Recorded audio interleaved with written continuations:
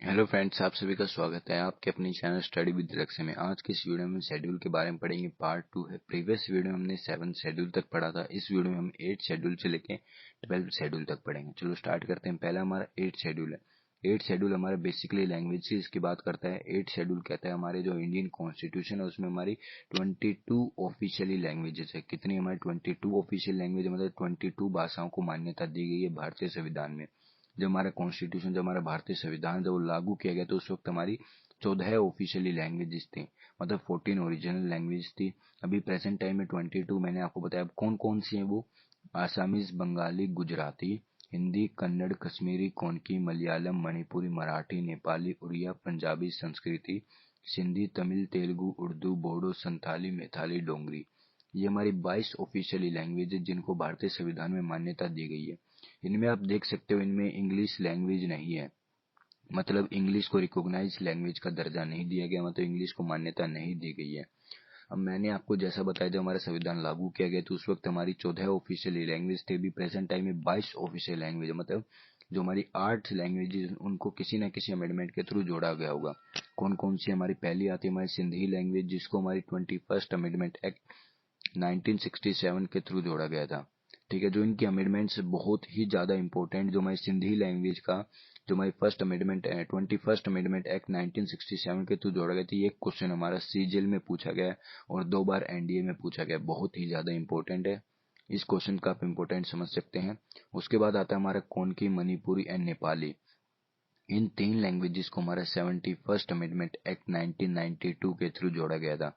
उसके बाद आती है हमारी बोडो, डोंगरी, मैथाली, संथाली। इन चारों लैंग्वेजेस को हमारा 92 अमेंडमेंट एक्ट 2003 के थ्रू जोड़ा गया था। ठीक है, ये सब हमारी 8 शेड्यूल में आती है। उसके बाद आता है हमारा 9th शेड्यूल। 9th शेड्यूल को पढ़ने से पहले मैं आपको बताता हूँ, जो हमारा शेड्यूल था, जब हमारे शेड्यूल्स को जब हमारा संविधान था, जब बन के तैयार हो, जब हमारे संविधान बन के तैयार होता उस वक्त हमारी 8 शेड्यूल थे। अभी प्रेजेंट टाइम में कितने? हमारी 12 शेड्यूल्स है।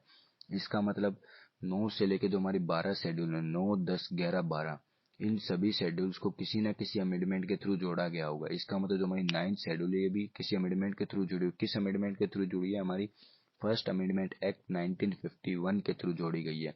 और इसमें हमारा एबोलिशन ऑफ जमींदारी सिस्टम की बात की गई है। ठीक है, इसमें क्या रहता है, किसानों की जमीन को हड़प लिया जाता था या उनकी जमीन नहीं दी जाती या मोटा ब्याज लिया जाता था। इसके थ्रू सबसे इम्पोर्टेंट काम किया गया कि जो जमींदारी सिस्टम है इसको एबोलिश कर दिया गया, मतलब खत्म कर दिया गया। ठीक है, जो हमारा 9 शेड्यूल्स में और भी ज्यादा थे, पर और भी अलग अलग कानून थे, जैसे कि जो स्टेट गवर्नमेंट का रिजर्वेशन राइट्स था। ठीक है, और भी कई थे।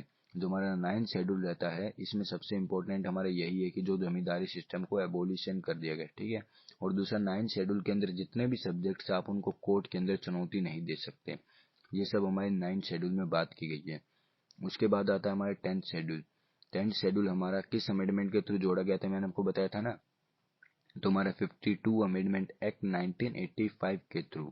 ठीक है, उसके बाद आता है जो हमारा 10th शेड्यूल रहता है, इसमें किस चीज की बात की? 10th शेड्यूल में हमारी एंटी डिफेक्शन लॉ की बात की गई, मतलब दल बदल कानून जिसे हिंदी में कहते हैं। मैं आपको इसको एक एग्जाम्पल के थ्रू समझाता हूँ।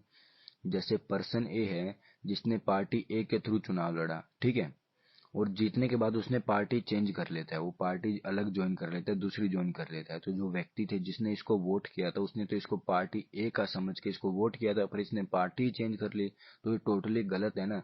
तो इसी वजह से ये कानून लेके आया गया, एंटी डिफेक्शन लॉ। उस व्यक्ति को पार्लियामेंट से निकाल दिया जाएगा। ठीक है ना, ये हमारे 10th शेड्यूल में बात की है। उसके बाद आता है हमारा 11th शेड्यूल।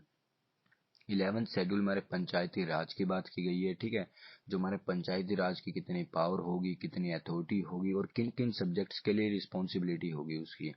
जो हमारा 11th शेड्यूल ये किस अमेंडमेंट के थ्रू जोड़ा गया था? हमारा 73 अमेंडमेंट एक्ट 1992 के थ्रू जोड़ा गया था। इसको लागू कब किया गया था? हमारा 1993 में इसको लागू किया गया था। और जो हमारा 11th शेड्यूल जो हमारा पंचायती राज है, इसको हमारे 9 सब्जेक्ट्स को मैनेज करने का अधिकार है पंचायत को। ठीक है ना, उसके बाद आता है हमारा 12th शेड्यूल। 12th शेड्यूल मतलब म्युनिसिपल कॉर्पोरेशन की बात की गई है। 12th शेड्यूल हमारा बेसिकली जो हमारा 12th शेड्यूल रहता है ये म्युनिसिपल कॉर्पोरेशन की बात करते हैं। मतलब जो हमारा म्युनिसिपल कॉर्पोरेशन है ये हमारे 18 सब्जेक्ट्स या 18 मैटर्स को मैनेज करने का इसको अधिकार है। और जो हमारा 12th शेड्यूल ये कब आया था? हमारा 74th अमेंडमेंट एक्ट 1992 में आया था। और हमारा जो 11 था वो कब आया था, हमारा 73 में आया, तो ये हमारा 74 में आया। ठीक है, ये सब हमने पढ़ा है 12 शेड्यूल में। ठीक है, यदि आपको वीडियो अच्छी लगी तो लाइक कीजिए, चैनल को सब्सक्राइब कीजिए, कमेंट कीजिए। Thank you for watching this video.